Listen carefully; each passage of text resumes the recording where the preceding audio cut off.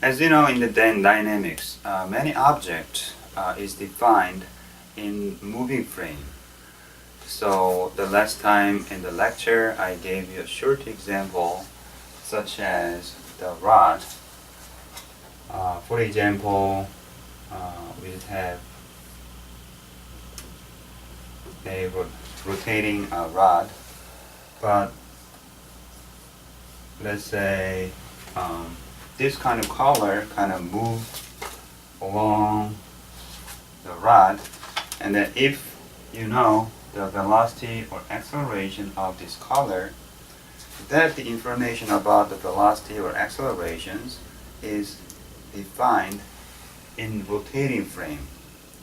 Because a rotating frame means if you imagine that you established a local frame onto this moving frame, then this local frame is keep rotating, okay? And then the velocity or acceleration given for this color has been defined in this local frame. That's why in the local frame, this velocity or acceleration of this color is just a linear, because it just moves along this kind of rod. However, if you observe this color with respect to your position, which means outside of your rotating frame, the velocity or acceleration of this color cannot be a linear along this kind of rod, because this rod is rotating and this color just moves outward to the end of the rod. Then when you observe the motion of this color, this one may be moving this up or moving out, so it gets more complicated. But in many cases, given the informations based on the local or rotating frame, we need to analyze the motion with respect to your fixed frame. That's why we need to convert some of the informations given in the local frame or rotating frame with respect to your fixed frame. So that's the motivations of today's topic. So let me just explain how we understand that kind of problem. So just imagine that we have a fixed frame. Okay? So this is a fixed frame. Fixed frame is inertia, non-inertia, inertia frame. And then sometimes we make this one our origin is G or O. And then we have a object, and this object is kind of rotating with omega. Then we can make a certain local frame along this omega. So this is small x and y, and then we use small unit vector. Okay. And then we used the capital I, capital J for our fixed frame. And then let's say the origin of your local frame is A, and then this is a arbitrary points on that rotating object or moving object. Then we can make a position vector from here to here. This is position vector A with respect to your O, and then this is a position vector B with respect to O, and then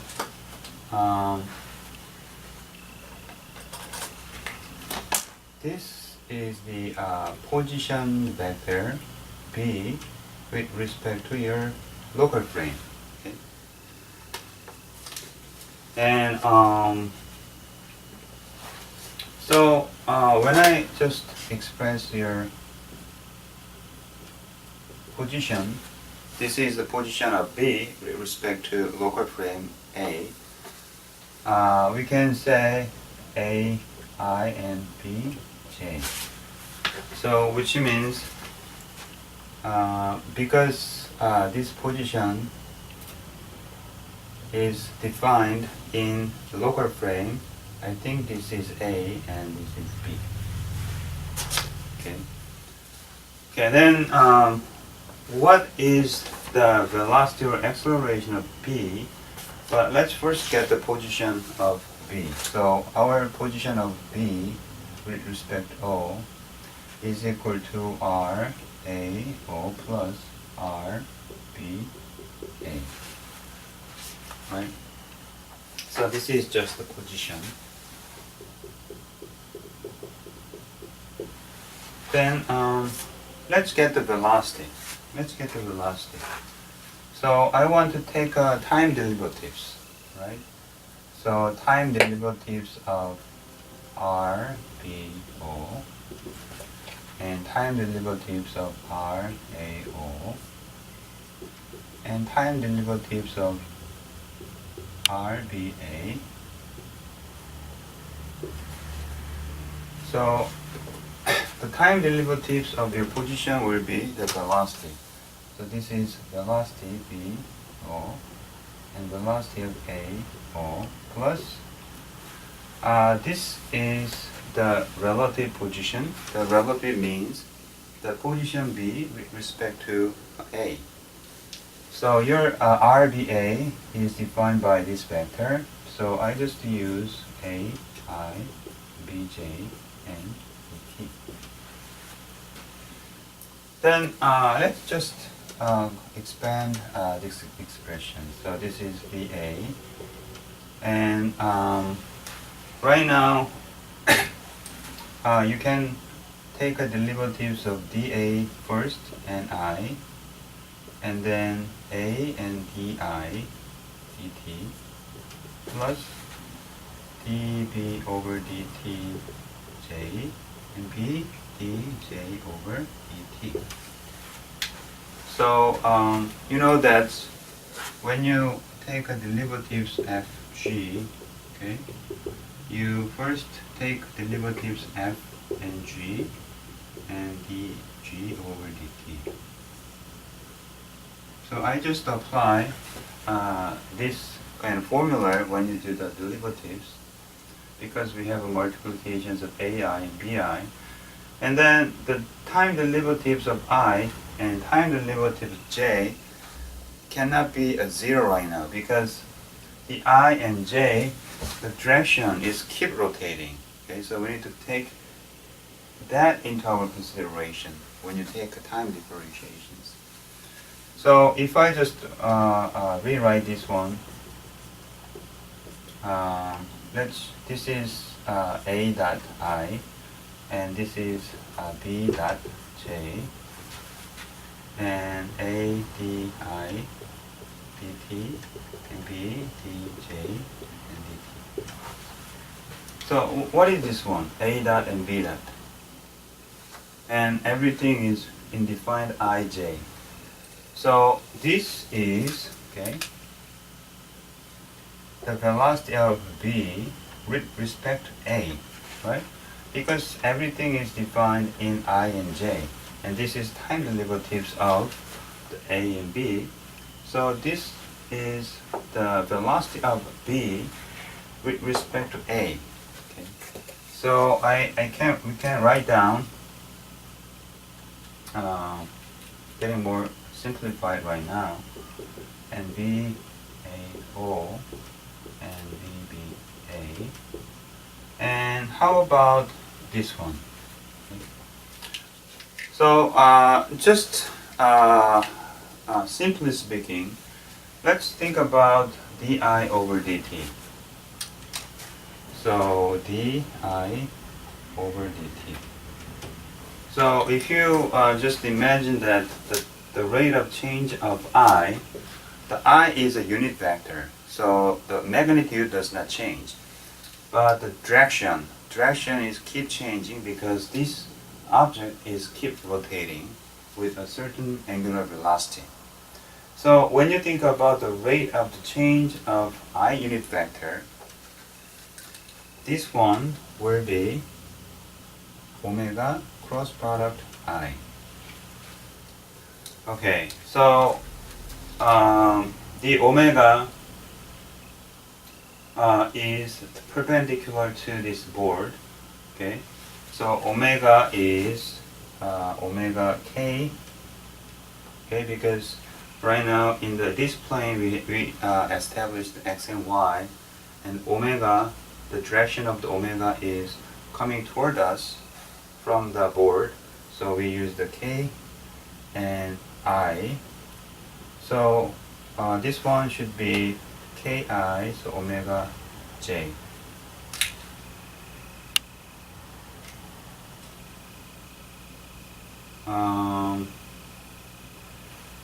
And then also dj over dt is the same, likewise omega cross product j. Okay.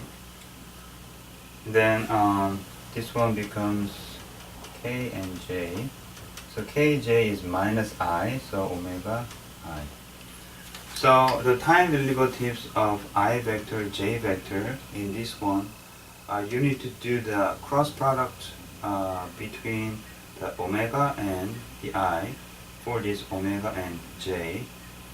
And then the direction change, the direction of the results of this kind of time derivatives is j. So it makes sense because when this one is kind of rotating, this I vector is keep moving in this way. That's why the rate of change is up this way. And then if you look at the j unit vector, this one is rotating counterclockwise. So the rate of change of the direction will be into this direction. That's the negative I direction. So maybe we can solve this one a little bit different way, but for simplicity, just remember that the time derivatives of unit vector of your local frame can be expressed with the cross products using omega. Okay. Then we can just replace this one using this one. Okay. So this is A omega cross product I, and B. This one should be B. AB. So this one should be B. And B. And this is B. Okay. Oh, this is. I'm sorry. Oh, what did I do? This is just D. Okay. Okay, then this one becomes omega and j. So finally, this part here becomes we can write down in this way. So what is this? This is omega times. This is the velocity of, not the velocity, the position. Right? This is the position B over A. Okay, so finally we got the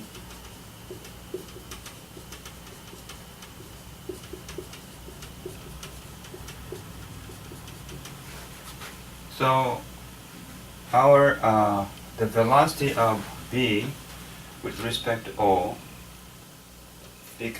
is equal to the velocity of the origin of the local rotating frame established on the rotating frame A plus the velocity of B with respect to A at this given instance plus omega cross product and the relative position of B with respect to A. This is the formula to get the velocity of B with respect to O if he only knows about this information. So look at that. So these two information, the position and the velocity, the green, these two are defined in a rotating frame, right? And then these two, this one and the omega, is defined in a fixed frame. And the final velocity as well. So with the informations that is given with respect to the rotating frame, can be converted to a informations that is defined in a fixed frame using this equation. Okay, then let me move on. So right now we just defined the velocity here. Okay, but I want to understand the acceleration as well. Acceleration is a little bit more complicated, but let me just do that. But before I explain about the accelerations, let me just give you a simple example how we can apply this one to our problem sets. So the examples that I kind of explained in the class is this one.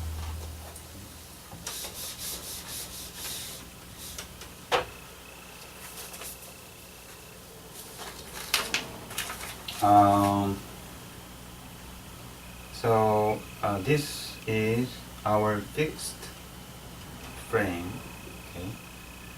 And then somewhere around we have a merry-go-round, and this one is kind of fixed, and this is rotating, okay? And then a person is kind of running out of from the center of the merry-go-round with a velocity of 2 meters per second square. Okay, and at this instance, the position of this one is 5 meters. Okay, right now we know that this person is kind of running out of the center of the merry-go-round, and at this given instance, he's in the position of 5 meters, and he's running out of at the velocity of 2 meters per second. But I want to know the velocity and also if I want to get the position with respect to my fixed frame. So right now, let's say you are just standing here, and this is our fixed frame. I want to know that one. Okay, then as we just drew here, we can make a position vector. This is, let's say, this local frame. We can set the local frame here. Let's say this is Y, and this is X, and this is Z. So this local frame is rotating with this merry-go-round together, and this is, let's say, A. Okay, so this one becomes RA, and you're the running person, say, let's say this is B. Okay? Then we can make this one is like R, B, O. And then from here to here is, this is R, B with respect to A. Okay? Well, let's try to find the velocity. So I want to find the velocity of the running person with respect to my fixed frame. So this is the velocity of A. So right now the merry-go-round does not float anywhere. So let's say the merry-go-round is kind of fixed along this one. So that velocity should be 0. And then what is the velocity defined in the rotating frame? So we know that he's kind of running out of the center of the merry-go-round with a 2 meter per second. So this is 2 meter per second. And what's the direction? At this instant, our local frame, the direction of y is parallel to our fixed y, and then our y is j, okay? And plus omega, let's say omega is 0.5 radian per second square, k, and cross product RVA. So what is the position of B with respect to A? The 5J, right? Then this one is 2J and 0.25 KJ is minus I. So this is minus 2.I and 2J meter per second. So this is the velocity defined your position in a fixed frame. So it makes sense because this is rotating at the same time the person is running out. That's why this is kind of running out speed. And because of this is rotating, maybe the velocity of his person is kind of moving toward this way because this is rotating. This one indicates that velocity contributed by the rotating of the frame, minus 2.5. So this is a very simple examples where we apply this relative motion analysis using a rotating frame.